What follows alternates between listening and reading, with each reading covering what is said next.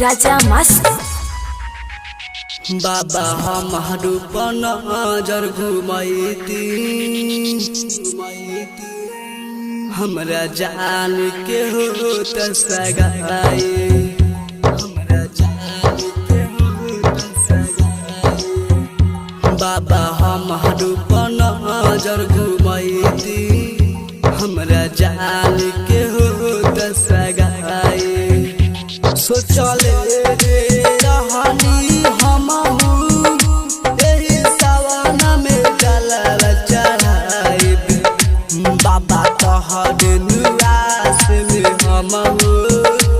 अब जियत हमहू बानी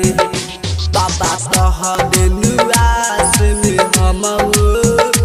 अब जियत हमहू बानी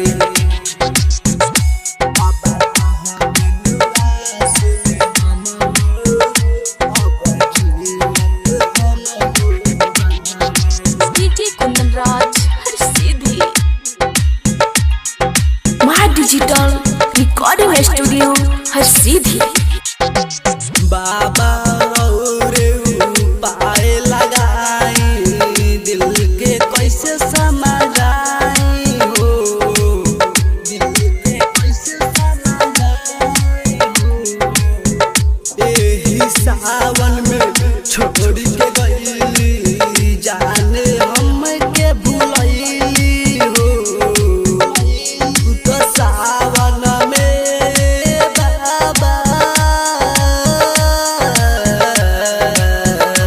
बाबा तोहरे निवास में हमहू अब जियत हमहू बानी बाबा तोहरे निवास में हमहू अब जियत हमहू बानी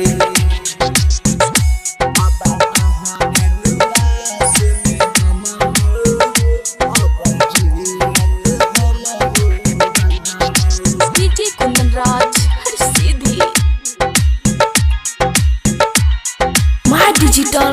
रिकॉर्डिंग स्टूडियो हर सीधी गुड वाला बेला के जिया